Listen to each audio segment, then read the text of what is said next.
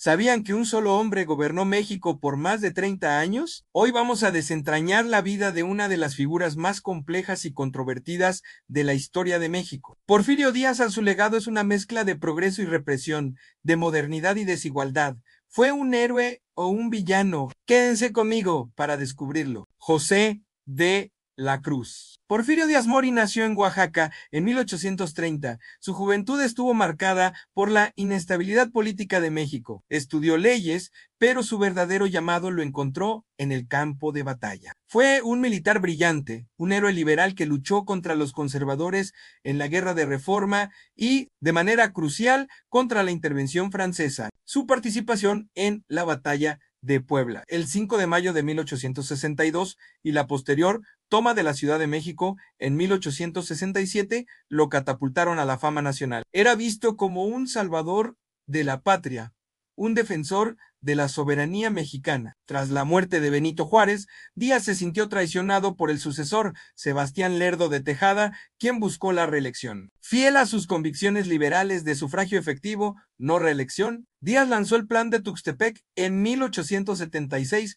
Con este plan, se levantó en armas, derrocó a Lerdo y asumió la presidencia. Curiosamente, su primer mandato de 4 años lo cumplió y respetó su propia regla, cediendo el poder a su compadre Manuel González. Pero la silla presidencial lo llamaba de nuevo. En 1884, Porfirio Díaz regresó al poder y esta vez no lo soltaría. Así comenzó el porfiriato, un periodo que se extendería por casi 3 décadas. Su lema era orden y progreso. Y para ser justos, trajo mucho de ambos. Para lograr el orden, Díaz aplicó una política de pan o palo. O te unías a su sistema y recibías beneficios, el pan, o te enfrentabas a la represión del gobierno, el palo. Centralizó el poder, pacificó al país acabando con los levantamientos y bandidos, a menudo con mano dura, usando a la temida policía rural, los rurales. Con el orden establecido, llegó el progreso. Díaz abrió México a la inversión extranjera como nunca antes. Llegaron capitales de Estados Unidos,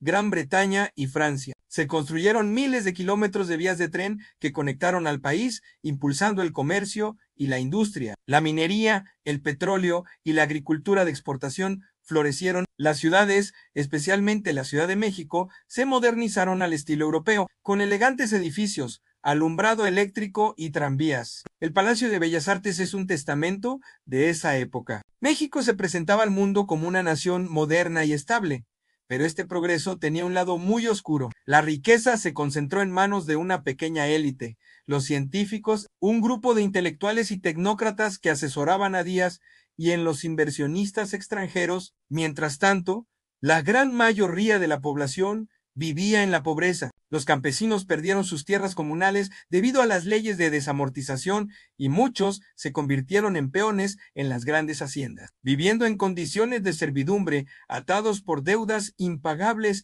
en las tiendas de raya. En las fábricas y minas, los obreros trabajaban jornadas larguísimas por salarios miserables, sin derechos laborales. Cualquier intento de huelga o protesta era brutalmente reprimido, como ocurrió en las famosas huelgas de Cananea, en Sonora y Río Blanco, en Veracruz. La libertad de prensa fue prácticamente eliminada y los opositores políticos eran encarcelados o exiliados. La democracia era una farsa. Las elecciones eran una simulación para mantener la apariencia de legalidad, mientras Díaz se reelegía una y otra vez. El lema original de no reelección se había convertido en una ironía. Díaz modificó la Constitución para permitir reelecciones indefinidas. Para el cambio de siglo, el descontento social era una olla de presión a punto de estallar. La desigualdad era abismal, la injusticia era la norma para la mayoría y la falta de libertades políticas era asfixiante. El principio del fin llegó en 1908. En una famosa entrevista con el periodista estadounidense James Krellman, un Díaz ya anciano declaró que México estaba listo para la democracia y que él no buscaría la reelección en 1910.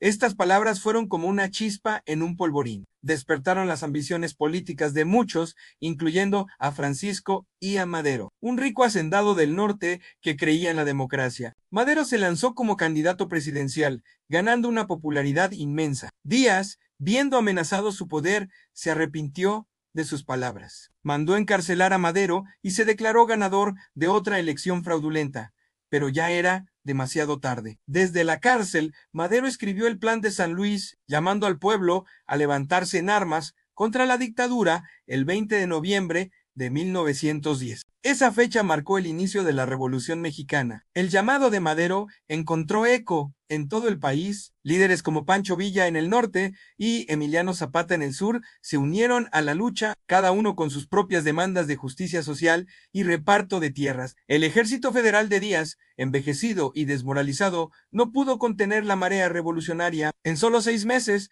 el régimen porfirista se desmoronó. En mayo de 1911, Porfirio Díaz firmó su renuncia y partió al exilio en Francia, abordando el famoso barco Jipiranga en Veracruz. Se dice que sus últimas palabras antes de partir fueron: a Madero ha soltado al tigre, a ver si puede domarlo. Y tenía razón. La revolución se convirtió en una guerra civil que duraría una década y cambiaría México para siempre. Porfirio Díaz murió en París en 1915 sin volver a pisar la tierra que gobernó con puño de hierro. Su legado es un debate que continúa hasta hoy. ¿Fue un dictador que modernizó al país a costa del sufrimiento de su gente? ¿O fue un estadista necesario que sacó a México del caos del siglo XIX? La respuesta, como suele pasar en la historia, no es simple. El porfiriato nos dejó ferrocarriles y palacios, pero también las profundas cicatrices de la injusticia social que desataron una de las revoluciones más importantes del siglo XX. ¿Qué piensan ustedes? ¿Cómo debería ser recordado Porfirio Díaz? Déjenme sus opiniones en los comentarios, me encantaría leerlos. Si les gustó este viaje por la historia de México, no olviden darle like al video, suscribirse al canal y activar la campanita para no perderse nuestros próximos episodios. Gracias por acompañarme y nos vemos en la próxima.